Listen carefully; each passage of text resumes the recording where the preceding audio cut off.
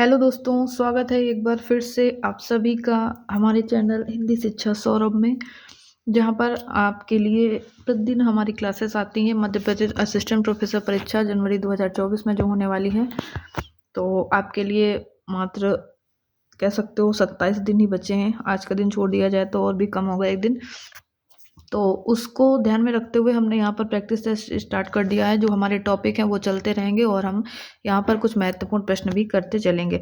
तो चैनल को सब्सक्राइब कर लीजिएगा जिससे सभी वीडियोस की नोटिफिकेशन आपको मिलती रहे। और जो भी चीज़ें हैं, और बहुत जल्द हम लाइव क्लास स्टार्ट करेंगे। 1-2 दिन का थोड़ा सा समय दीजिए, इसके लिए हम अभी तक रिकॉर्डेड ही लेके आपके लिए आ गए हैं, जिससे आपको सारा जो मैटर है वो मिलता रहे। तो चलिए स्टार्ट करते हैं आज की क्लास को। देख लेते हैं आज के कुछ महत्वपूर्ण प्रश्न। क्वेश्चन कैसे लगे जरूर बताइएगा और वीडियो को पूरा अंत तक देखिएगा। क्वेश्चन अच्छे से हमने लिए हैं, तो चलिए स्टार्ट करते हैं। तो पहला क्वेश्चन है, किस साहित्यकार का संबंध मध्य प्रदेश से है? धूमिल, हरिवंश राय बच्चन, भवानी प्रसाद मिश्र, मोहन राकेश। तो सही आंसर की अगर यहाँ पर बात करें तो सही आंसर क्या हो जाएगा? भवानी प्रसाद मिश्र का संबंध मध्य प्रदेश राज्य से है। ठीक है, अगले प्रश्न पर चलते हैं हम। अगला प्रश्न है हमारा, क्वेश्चन कहता है कि ब्राह्मण ना तो किसी के राज्य में रहता है और ना ही किसी के अन्न पर पलता है। ये कथन जयशंकर प्रसाद के किस नाटक से लिया गया है? ऑप्शन है स्कंदगुप्त, अजातशत्रु, चंद्रगुप्त और दुष्यौमनी। तो आपने अगर ये नाटक पढ़ा होगा, चंद्रगुप्त से लिया गया है। जो महत्वपूर्ण कथन चाणक्य का कथन है, ब्राह्मण ना तो किसी के राज्य में रहता है और ना ही किसी के अन्न पर पलता है। तो सी ऑप्शन यहाँ पर सही हो जाएगा। अगले प्रश्न पर चलते हैं। क्वेश्चन है, कही ईश्वरी फाग किसकी रचना है? कही ईश्वरी फाग सुरेश आचार्य, रोहिणी अग्रवाल, मैत्री पुष्पा या डॉक्टर कामनी। तो सही आंसर यहाँ पर क्या हो जाएगा? मैत्री पुष्पा की ये रचना है, कही ईश्वरी फाग। ठीक है, अगले क्वेश्चन पे आते हैं। चित्र तुरंग न्याय पर किस आचार्य का सिद्धांत आधारित है? काव्यशास्त्र का एक क्वेश्चन है। चित्र तुरंग न्याय पर किस आचार्य का सिद्धांत है? ऑप्शन ए अभिनव गुप्त, शंकुक, वामन या भट्टनायक। तो सही आंसर क्या हो जाएगा यहाँ पर? शंकुक। चित्र तुरंग न्याय पर सिद्धांत देने वाले आचार्य शंकुक थे। ठीक है, अगला क्वेश्चन है हमारा, तद्दोषो शब्दार्थो सा गुणालंकृति पुनः कॉपी किसका कथन है? अभिनव गुप्त, आनंदवर्धन, कुंतक या आचार्य मम्मट। तो सही आंसर यहाँ पर क्या हो जाएगा? आचार्य मम्मट का ये कथन है। तो अगले प्रश्न पे आते हैं। यहाँ पर इसका आंसर मम्मट हुआ। अगला क्वेश्चन हमारा कहता है कि अमृतलाल नागर ने अपने किस उपन्यास में दहेज समस्या की ओर संकेत किया है? दहेज की समस्या, अमृत और विष, बिखरे तिनके, अग्निगर्भा या नाचो बहुत गोपाल। तो सही आंसर की अगर हम बात करें तो इसका सही आंसर हो जाएगा, अमृतलाल नागर ने अग्निगर्भा जो इनका उपन्यास है इसमें दहेज की समस्या की ओर संकेत किया था। ठीक है, अगले क्वेश्चन पे चलते हैं आज का। श्रद्धा पर निवर्ते कांता सम्मतियोपदेशे उपदेश युजे, ये किसने कहा था? ये कथन किसका है? आचार्य वामन का, आचार्य मम्मट का, भरत मुनि का या हेमचंद का। तो ये आचार्य मम्मट का ही कथन है। ठीक है, कांता सम्मति उपदेश वाला क्वेश्चन जो आचार्य मम्मट का है। मम्मट का जो ग्रंथ है वो कौन सा है? काव्य प्रकाश। ठीक है, इसी में इन्होंने इसका जिक्र किया है। अगले प्रश्न पे अगर चलें, अगला प्रश्न कह रहा है कि किस पाश्चात्य आलोचक ने हमारी मूल्यांकन संबंधी धारणाओं का संबंध मानसिक उद्योगों से माना है? इलियट ने, कोरोंचे ने, अरस्तू ने या आई रिचर्ड्स ने। ठीक है, तो सही आंसर यहाँ पर क्या हो जाएगा? रिचर्ड्स ने माना है। ठीक है, रिचर्ड्स ने ये इसका मूल्यांकन संबंधी धारणाओं का संबंध मानसिक उद्योगों से माना है, रिचर्ड्स ने। अगला क्वेश्चन अगर हम बढ़ते हैं, अगला क्वेश्चन कह रहा है, तो देख सकते हैं यहाँ पे आप। क्वेश्चन कहता है, राधा कृष्ण के प्रेम को लेकर कृष्ण भक्ति की जो काव्य धारा चली उसमें लीला पक्ष अर्थात बाह्य अर्थ विधान की प्रधानता रही। कथन हिंदी साहित्य के किस इतिहासकार का है? आचार्य हजारी प्रसाद द्विवेदी, गणपति चंद्र गुप्त, रामचंद्र शुक्ल या विश्वनाथ प्रसाद मिश्र। तो सही आंसर यहाँ पे क्या हो जाएगा? आचार्य रामचंद्र शुक्ल का ये कथन है।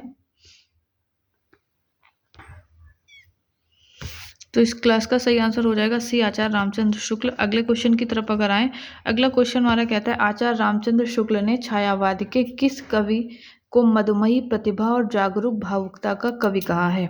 आचार्य रामचंद्र शुक्ल ने छायावाद के किस कवि को मधुमयी प्रतिभा और जागरूक भावुकता का कवि कहा है? पंत, निराला, प्रसाद या महादेवी वर्मा? तो सही आंसर यहाँ पर क्या हो जाएगा? जयशंकर प्रसाद के लिए उन्होंने ये बात कही थी। ठीक है, नेक्स्ट क्वेश्चन पे अगर चलें, अगला कहता है ऐसो जो मैं जानतो की जय है तू विषय के संग, एरे मन मोरे हाथ पाए तेरते तोर। तो उपरोक्त पंक्तियां किस विद्वान की हैं? तो ऑप्शन ए है देव की, भूषण की, मतिराम की या चिंतामणि की। तो सही आंसर के तो इसका सही आंसर क्या हो जाएगा? देव कवि की ये पंक्तियां हैं। ठीक है, उपरोक्त पंक्तियां किसकी हैं? आचार्य देव कवि की। अगले क्वेश्चन पे जाएं, अगर अगला क्वेश्चन है हमारा, निम्न पंक्तियों की गणना किस काव्यधारा में होती है? मेरे प्रियतम को भाता है तम के पर्दे में आना। ये पंक्तियां किस काव्यधारा से संबंधित है आपको बताना। नई कविता, प्रगतिवाद, रहस्यवाद या प्रयोगवाद? तो सही आंसर यहाँ पर क्या हो जाएगा? रहस्यवाद से संबंधित है। ठीक है, अगला क्वेश्चन है हमारा आज का, कौन सा निबंध संग्रह डॉक्टर नगेंद्र का नहीं है निम्न में से?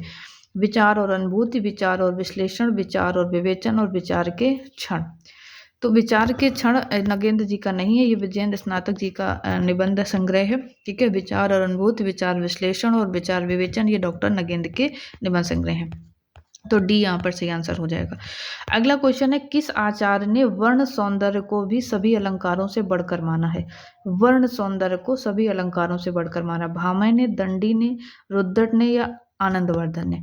तो सही आंसर यहाँ पर क्या हो जाएगा? भामह ने। आचार्य भामह ने सब वर्ण सौंदर्य को सभी अलंकारों से बढ़कर माना है। अगला क्वेश्चन है, क्रोंचे के अभिव्यंजनावाद के संबंध में कौन सा कथन सही नहीं है? क्रोंचे के अभिव्यंजनावाद के संदर्भ में कौन सा कथन सही नहीं है आपको बताना है। पहला ऑप्शन है कला और सहजानुभूति अलग अलग है। क्रोंचे सहजानुभूति को अभिव्यंजना मानते हैं और यह अभिव्यंजना अंतर्मन से होती है। अगला है सफल अभिव्यक्ति में ही सौंदर्य निवास करता है। और अगला है क्रोंचे की दृष्टि में कला एक आध्यात्मिक प्रक्रिया है। ठीक है, तो इसमें आपको बताना है कि कौन सा कह रहा सही नहीं है। तो अगर सही आंसर की बात करें तो ए जो है यहाँ पर सही नहीं है। कला और सहजानुभूति दोनों अलग अलग है, ये जो मत है ये क्रोंचे का सही नहीं है, क्रोंचे के संबंध में सही नहीं है, बाकी से सारे मत क्रोंचे के अनुसार सही हैं। ठीक है, तो ए यहाँ पर सही ऑप्शन हो जाएगा। अगला क्वेश्चन कह रहा है हमारा कि एक तुम ये विस्तृत भूखंड, प्रकृति वैभव से भरा आनंद, कर्म का भोग, भोग का कर्म, यही जड़ चेतन आनंद। इस काव्यांश के संबंध में एक कथन सही नहीं। कामिनी का ये कथन है, आपको इसमें बताना है कौन सा सही नहीं है। पहला क्वेश्चन ऑप्शन कहता है ये प्रतिविज्ञा दर्शन में जड़ चेतन प्रकृति को उस महाचित्त का स्वरूप माना जाता है। दूसरा, प्रसाद ने इसी आधार पर जड़ पृथ्वी को चेतन आनंद से युक्त कहा। और तीसरा, अतः यहाँ जो कुछ भी जड़ अजड़ात्मक दिखाई देता है वहाँ उस महाचित स्वरूप शिव से वह रहित है। और अगला है, जड़ का चेतन आनंद पर विरोधाभास अलंकार है। तो सही आंसर अगर कि यहाँ पर हम बात करें तो सही आंसर यहाँ पर सी हो जाएगा। यहाँ पर जो कुछ भी जड़ अजड़ात्मक दिखाई देता है वह उस महाचित शिव रूप से रहित है। ये जो ऑप्शन है ये यहाँ पर सही नहीं है इस पंक्ति के अनुसार। तो सी यहाँ पर सही ऑप्शन हो जाएगा। अगले क्वेश्चन की तरफ अगर चलें, अगला क्वेश्चन कहता है निम्न में से सही युग्म का चयन कीजिए। सही युग्म का चयन करना है, आपको बताना है कि कौन सा सही है। एक नदी दिन बन गया केदारनाथ सिंह, कोई दूसरा नहीं उसका प्रेमबदा, कंधे पर सूरज रामदरस मिश्र और खूंटियों पर टंगे लोग नरेश मेहता। तो सही का चयन करना है। तो सही यहाँ पर कौन सा हो जाएगा? कंधे पर सूरज रामदरस मिश्र की रचना है, ये ऑप्शन सही है। खूंटियों पर टंगे लोग सर्वेश्वर दयाल सक्सेना का है। एक दिन नदी बन गया, ये भी रामदरस मिश्र की ही रचना है। ठीक है, कोई दूसरा नहीं कुंवर बेचैन जी का है। ठीक, अगले क्वेश्चन पे आते हैं। अगला क्वेश्चन कहता है लौट कर आना नहीं होगा। लौट कर आना नहीं होगा, ये संस्मरण किसका है? विष्णुकांत शास्त्री का, कृष्णा सोवती का, अमृतलाल नागर का या कांति कुमार जैन का? तो सही आंसर यहाँ पर क्या हो जाएगा? डॉक्टर कांति कुमार जैन का ये संस्मरण है, लौट कर आना नहीं होगा। ठीक है,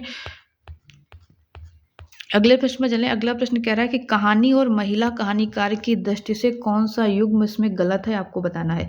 कितना बड़ा झूठ, उषा प्रियंवदा, एक स्त्री का विदा गीत, मृणाल पांडे, मरा हुआ आदमी, कृष्णा अग्निहोत्री, गोमा हस्ती है, मैत्री पुष्पा।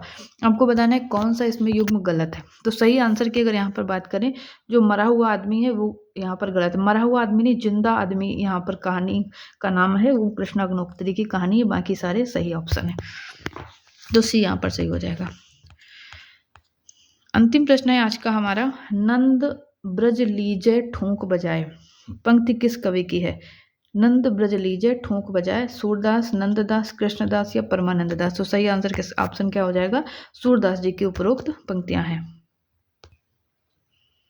तो ये थे आज के हमारे महत्वपूर्ण प्रश्न। क्वेश्चन कैसे लगे जरूर हमें बताइएगा, और कल फिर मिलते हैं एक महत्वपूर्ण ऐसे ही प्रश्नों के साथ। तो बने रहिए हमारे साथ, मिलते हैं कल फिर एक महत्वपूर्ण टॉपिक को लेकर। Thank you.